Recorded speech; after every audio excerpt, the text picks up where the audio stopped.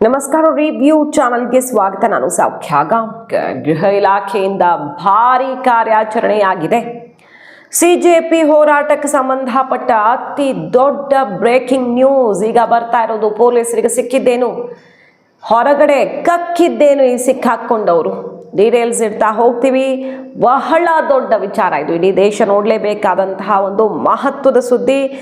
Miss ಮಾಡಿದ್ರೆ ನಮ್ಮ ಚಾನಲ್ನ ಸಬ್ಸ್ಕ್ರೈಬ್ ಮಾಡಿ, ಹಾಗೆ ಬೆಲ್ ಐಕಾನ್ ಕ್ಲಿಕ್ ಮಾಡಿದ್ರೆ ಎಲ್ಲ ವಿಡಿಯೋ ಅಪ್ಡೇಟ್ಸ್ ನಿಮ್ಮನ್ನು ತಲುಪತ್ತೆ. ವೀಕ್ಷಕರೇ, ಅಮೃತ್ಸರದಲ್ಲಿ, ಪಂಜಾಬ್ನ ಅಮೃತ್ಸರದಲ್ಲಿ ಪೊಲೀಸರು ಈಗ ಪಿನ್ ಟು ಪಿನ್ ಡೀಟೇಲ್ಸ್ ಅನ್ನ ಇಟ್ಟಿದ್ದಾರೆ.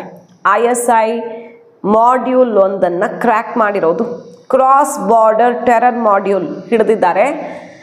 ಅದರಲ್ಲಿ ಯಾರ್ಯಾರಿದ್ರು, 4 ಜನ ಇನ್ನೂ ಅಪ್ರಾಪ್ತ ಮಕ್ಕಳು, ಒಂದು 16-17 ಆ ವಯಸ್ಸಿನವರು ಅಪ್ರಾಪ್ತರು. ಪಿಸ್ತೂಲ್ಗಳು ಮತ್ತು ಪೆಟ್ರೋಲ್ ಬಾಂಬ್ಸು, ಹಾಗೆ ಕಾರ್ಟ್ರಿಜಸ್ಸು, ಸುಮಾರು ಈ ದಾಳಿಗೆ ಬಳಸಬಹುದಾದಂಥ ವಸ್ತುಗಳನ್ನೆಲ್ಲ ವಶಪಡಿಸ್ಕೊಂಡಿದ್ದಾರೆ. DGP ಈಗ DGP ಯಾದವ್ ಅವರು ಇದ್ರ ಬಗ್ಗೆ ಒಂದು ಬೆಚ್ಚಿ ಬೀಳಿಸುವಂಥ ಮಾಹಿತಿಯನ್ನು ಹೊರಗಿಟ್ಟಿದ್ದಾರೆ. ಏನದು ಅಂತ ಕೇಳಿದ್ರೆ, ರಾಜಸಾನ್ಸಿ ಏರಿಯಾದಲ್ಲಿ ಇವರು ಸಿಕ್ಕಾಕೊಂಡಿದ್ದಾರೆ. ಇಲ್ಲಿ 2 ಮಾಡ್ಯೂಲ್ಲು ವರ್ಕ್ ಮಾಡ್ತಾ ಇತ್ತು ಅನ್ನೋದು ಗೊತ್ತಾಗಿದೆ.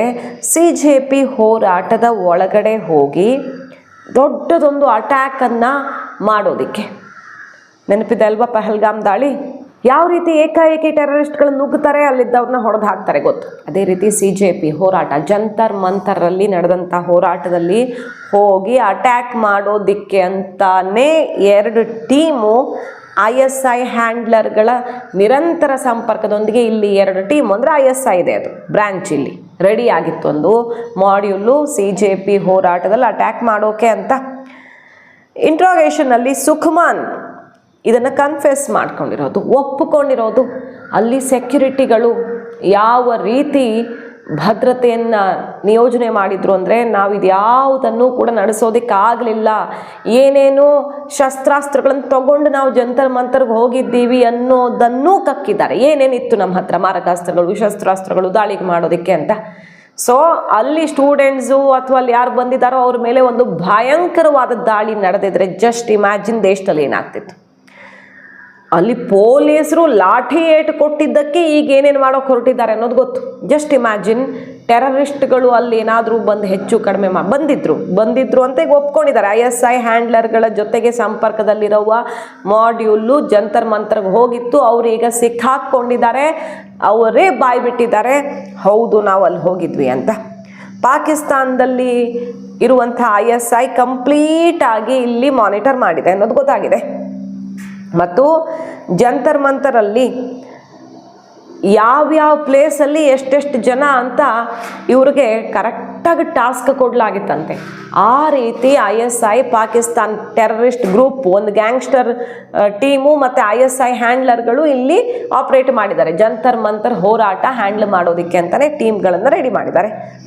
ಸೊ ಈಗ ಪೊಲೀಸರು ಹೇಳ್ತಿರೋದು, ಪಿನ್ ಟು ಪಿನ್ ಆತನ ಚಲನವಲನ ಹೇಗಿತ್ತು ಅನ್ನೋದನ್ನೆಲ್ಲ ಬಿಚ್ಚಿಟ್ಟಿದ್ದಾರೆ. ಸೊ ಮೊನ್ನೆ ಅಷ್ಟೇ ವೆಸ್ಟ್ ಬೆಂಗಾಲ್ದು ಜೈಷ್ ಎ ಮೊಹಮ್ಮದ್ ಹ್ಯಾಂಡ್ಲರ್ಗಳ ಸಂಪರ್ಕದಲ್ಲಿದ್ದವರನ್ನು ಅರೆಸ್ಟ್ ಮಾಡಿದ್ರು ವೆಸ್ಟ್ ಬೆಂಗಾಲಲ್ಲಿ. ಅವರು ಪೊಲೀಸರ ವೇಷ ಹಾಕ್ಕೊಂಡು ಸ್ಟೂಡೆಂಟ್ಸ್ ಮೇಲೆ ದಾಳಿ ಮಾಡೋದಕ್ಕೆ ಮತ್ತು ಅಲ್ಲಿದ್ದ ಸ್ಟೂಡೆಂಟ್ಸನ್ನು ಪ್ರಚೋದಿಸೋದಕ್ಕೆ ಅಂತಾನೆ ನೇಮಕ ಆಗಿದ್ರು. ವೆಸ್ಟ್ ಬೆಂಗಾಲ್ ಪೊಲೀಸರು STF ಅವರು ಹಿಡಿದಾಕ್ತಾರೆ, ಹೌದಾ. ಈಗ ಪಂಜಾಬಲ್ಲಿ ಹಿಡಿದು ಹಾಕಿದ್ದಾರೆ. ಇವರು ISI ಹ್ಯಾಂಡ್ಲರ್ಗಳ ಜೊತೆಗೆ ಕಾಂಟ್ಯಾಕ್ಟಲ್ಲಿದ್ದವರು ಸ್ಟೂಡೆಂಟ್ಸ್ ಮೇಲೆ, ಅಲ್ಲಿ ಹೋರಾಟಗಾರರ ಮೇಲೆ ಅಟ್ಯಾಕ್ ಮಾಡೋಕೆ ಅಂತ ನಿಯೋಜನೆ ಆಗಿದ್ರು. ಇವ್ರಿಗೆ ನಿರಂತರವಾಗಿ UP ವಿವಿಧ ಕಡೆಗಳಿಂದ ಗನ್ನು ಮತ್ತು ಎಕ್ಸ್ಪ್ಲೋಸಿವ್ಸು ಎಲ್ಲ ಸಪ್ಲೈ ಆಗೋ ಥರ ಎಲ್ಲ ಪ್ಲ್ಯಾನ್ ಆಗಿತ್ತಂತೆ. ಬಟ್ ಯಾವುದು ಅಲ್ಲಿ ಜಂತರ್ ಮಂತರಲ್ಲಿ ಅವರು ಇಂಪ್ಲಿಮೆಂಟ್ ಮಾಡೋಕ್ಕಾಗಲಿಲ್ಲ. ಕಾರಣ ಹೆವಿ ಸೆಕ್ಯುರಿಟಿ ಇತ್ತು. ನಮ್ಮ ಪ್ಲ್ಯಾನನ್ನು ಹೇಗೆ ಅಲ್ಲಿ ಭದ್ರತಾ ಪಡೆಗಳು ವಿಫಲಗೊಳಿಸಿದ್ರು ಅನ್ನೋದನ್ನು ಅವರು ಈಗ ಕಕ್ಕಿರೋದು, ಪೊಲೀಸರ ಹತ್ರ ಕಕ್ಕಿರೋದು. ಪಾಕಿಸ್ತಾನಿ ಗ್ಯಾಂಗ್ಸ್ಟರ್ ಮತ್ತು ಟೆರರಿಸ್ಟ್ ಶಹಜಾದ್ ಭಾಟಿ ಈ ಕಂಪ್ಲೀಟ್ ಅಟ್ಯಾಕನ್ನು ಪ್ಲ್ಯಾನ್ ಮಾಡಿದ್ದಂತೆ. ಅಂದರೆ ಜಂತರ್ ಮಂತರಲ್ಲಿ ಏನಾಗಬೇಕು ಅನ್ನೋದನ್ನು ಶಹಜಾದ್ ಭಾಟಿ ಈ ಮಾಡ್ಯೂಲ್ಗಳಿಗೆ ಗೈಡ್ ಮಾಡ್ತಾ ಇದ್ದ ಅನ್ನೋದು ಅವರೇ ಈಗ ಬಾಯಿ ಬಿಟ್ಟಿರೋದು. ಕೋಲ್ಕತ್ತಾದ STF ಅಲ್ಲೂ ಕೂಡ ಕಂಪ್ಲೀಟ್ ಆಗಿ ಸೋಷಿಯಲ್ ಮೀಡಿಯಾಗಳಿಗೆ Pakistan based social media accounts ಹೆಂಗೆ ಇವ್ರು ಕಮ್ಯುನಿಕೇಷನ್ ಮಾಡ್ತಿತ್ತು, 6 ವಾಟ್ಸಾಪ್ ಗ್ರೂಪ್ಗಳು ಯಾವ ರೀತಿ ಇವ್ರಿಗೆ ಗೈಡ್ ಮಾಡ್ತಿತ್ತು, ಟೈಮಿಗೆ ಏನೇನು ಫಂಡಿಂಗ್ ಆಗಿದೆ ಇದ್ರ ಬಗ್ಗೆ ಎಲ್ಲ ಮಾಹಿತಿಯನ್ನು ಈಗಾಗಲೇ ಕಲೆ ಹಾಕಿದ್ದಾರೆ. ಇನ್ವೆಸ್ಟಿಗೇಷನ್ ನೆಕ್ಸ್ಟ್ ಲೆವೆಲ್ಗೆ ಹೋಗಿದೆ. ಈಗ ಇಲ್ಲೂ ಕೂಡ ಸಿಕ್ಕಾಕೊಂಡಿದ್ದು ಒಂದಕ್ಕೊಂದು ತಾಳೆ ಆಗ್ತಿದೆ. ಜಂತರ್ ಮಂತರ್ ಹೋರಾಟ ಯಾರು ಹೈಜಾಕ್ ಮಾಡಿದ್ರು, ಅಲ್ಲಿ ಬಂದವರಲ್ಲಿ ಯಾರ್ಯಾರು ಎಲ್ಲಿಯವರಿದ್ರು, CJP ಇದಕ್ಕೆಲ್ಲ ಏನು ಆನ್ಸರ್ ಮಾಡುತ್ತೆ ನೋಡಬೇಕು. ಯಾಕಂದರೆ ಸ್ಟೂಡೆಂಟ್ಸ್ ಪ್ರೊಟೆಸ್ಟ್ ಅದು ಹೆಂಗೆ ಬಂದರು ಇವರೆಲ್ಲ. ಸ್ಟೂಡೆಂಟ್ಸ್ ಪ್ರೊಟೆಸ್ಟಲ್ಲಿ ಪೊಲೀಸರು ಹೇಳ್ತಿರೋದು ಕ್ರಿಮಿನಲ್ ಬ್ಯಾಕ್ಗ್ರೌಂಡ್ ಇರೋರು ಸೇರ್ಕೊಂಡಿದ್ದಾರೆ ಅಂತ. ಬೆಳಗ್ಗೆ 1,000 ಜನ ಇದ್ದವರು, ಪರ್ಮಿಷನ್ ಇಲ್ಲ ಪ್ರೊಟೆಸ್ಟ್ಗೆ, ನೆನಪಿರಲಿ, ಪರ್ಮಿಷನ್ ಕೊಟ್ಟಿಲ್ಲ ಜನ ಅಲ್ಲಿ ಬರೋದಕ್ಕೆ, ಪೊಲೀಸರ ಪರ್ಮಿಷನ್ ತಗೊಳ್ಳದೆ ನುಗ್ಗಿರೋದಲ್ಲಿ ಓಕೆ ಸ್ಟೂಡೆಂಟ್ಸ್ ನ್ಯಾಯ ಕೇಳಕ್ಕೆ ಬಂದರು, ಸರ್ಕಾರ ಕ್ಷಮಿಸಿದೆ, ಅಥವಾ ಅವ್ರ ಮೇಲೆ ಕೇಸ್ ಹಾಕಲ್ಲ, ಅವ್ರು ಮಾಡಿರುವಂಥ ಗಲಾಟೆ ಗಲಭೆ ಯಾವುದಕ್ಕೂ ಕೇಸ್ ಹಾಕಲ್ಲ ಅಂದಿದೆ. ಬಟ್ ಕ್ರಿಮಿನಲ್ ಬ್ಯಾಕ್ಗ್ರೌಂಡ್ ಇರೋರನ್ನ ಎಲ್ಲರನ್ನೂ ಒಳಗೆ ಹಾಕೋದಕ್ಕೆ ಕೋರ್ಟು ಮುದ್ರೆ ಒತ್ತಿದೆ. ಸರ್ಕಾರನೂ ಅದನ್ನು ತನ್ನ ಮುಂದಿನ ಸ್ಟೆಪ್ಪನ್ನು ತಿಳಿಸ್ಬಿಟ್ಟಿದೆ. ಅಲ್ಲಿ ಯಾರು ಬಂದಿದ್ರು ಅನ್ನೋದನ್ನು ಕ್ಲಾಸಿಫೈ ಮಾಡಬಾರ್ದು, ಎಲ್ಲರ ಕೇಸು ಕೈ ಬಿಡಬೇಕು ಅಂತಿದ್ದ CJP ಏನು ಹೇಳತ್ತೆ. ISI ಜೈಷ್ ಎ ಮೊಹಮ್ಮದ್ ಹ್ಯಾಂಡ್ಲರ್ಗಳು ಇಲ್ಲಿ ಸಂಪರ್ಕದಲ್ಲಿದ್ದುಕೊಂಡು ಏನು ಮಾಡಿಸಿದ್ದಾರೆ ಅನ್ನೋದು ಬಯಲಾಗಿದೆ. ಅವರನ್ನು ಕ್ಷಮಿಸ್ಬೇಕಾ? ಪಾಕಿಸ್ತಾನಿ ಟೆರರಿಸ್ಟ್ಗಳಿಗೂ ಈಗ ಕ್ಷಮೆ ಕೊಡಬೇಕಾ ಭಾರತ ಸರ್ಕಾರ? ಇದಕ್ಕೆ ಉತ್ತರ ಬೇಕಾಗಿದೆ.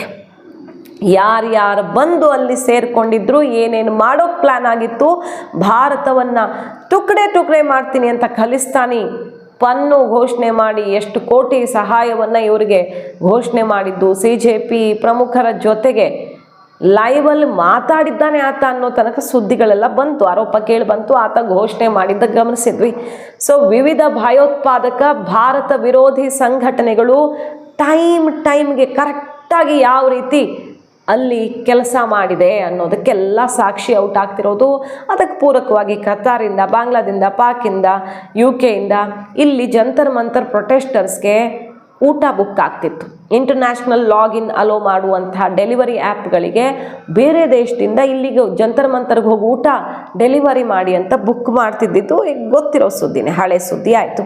ಸೊ ಇಷ್ಟೆಲ್ಲ ಸಿಕ್ಕ ಮೇಲೆ ಭಾರತದ ಜನ ಡಿಸೈಡ್ ಮಾಡಬೇಕು, ಇದು ನಿಜವಾಗಿ ವಿದ್ಯಾರ್ಥಿ ಹೋರಾಟ ಆಗಿತ್ತೋ, ನರೇಂದ್ರ ಮೋದಿ ಕುರ್ಚಿನ ಇಳಿಸಲೇಬೇಕು, ದೇಶದಲ್ಲಿ ಅಸ್ಥಿರತೆ ಅರಾಜಕತೆ ಸೃಷ್ಟಿ ಮಾಡಲೇಬೇಕು ಅಂತ ಮಾಡಿರುವ ಹೋರಾಟವು ಅನ್ನೋದು ಗೊತ್ತಾಗ್ತಿದೆ. CCTV ದೃಶ್ಯಗಳು, ವಿವಿಧ ಇನ್ವೆಸ್ಟಿಗೇಷನ್ ಪ್ರಾಸೆಸ್ಸಲ್ಲಿ ಇವ್ರ ಬಗ್ಗೆ ಅನುಮಾನ ಬಂದು ಹಿಡಿದು ಹಾಕಿದ್ದಾರೆ. ಈಗ ಸುಖಮಾನ್ ಸಿಂಗ್ 19 ವರ್ಷ, ಸುಖದೇವ್ ಸಿಂಗ್ 30 ವರ್ಷ, ಮತ್ತು ಹರ್ಮನ್ ಸಿಂಗ್ ಅಲಿಯಾಸ್ ಹಮ್ಮು 24 ವರ್ಷ.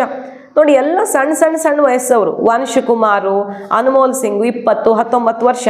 ಈ ಥರದ ಸಣ್ಣ ವಯಸ್ಸಿನವ್ರನ್ನೇ ಇಲ್ಲಿ ಈ ಟೀಮ್ ಆಪ್ರೇಟ್ ಮಾಡೋದಕ್ಕೆ, ಅಂದರೆ ಯುವಕರದ್ದು ಸ್ಟೂಡೆಂಟ್ಸ್ ಥರ ಕಾಣಬೇಕಲ್ಲ, ಅವ್ರನ್ನೆಲ್ಲ ರೆಡಿ ಮಾಡಲಾಗಿತ್ತು ಅನ್ನೋದು ಗೊತ್ತಾಗಿದೆ.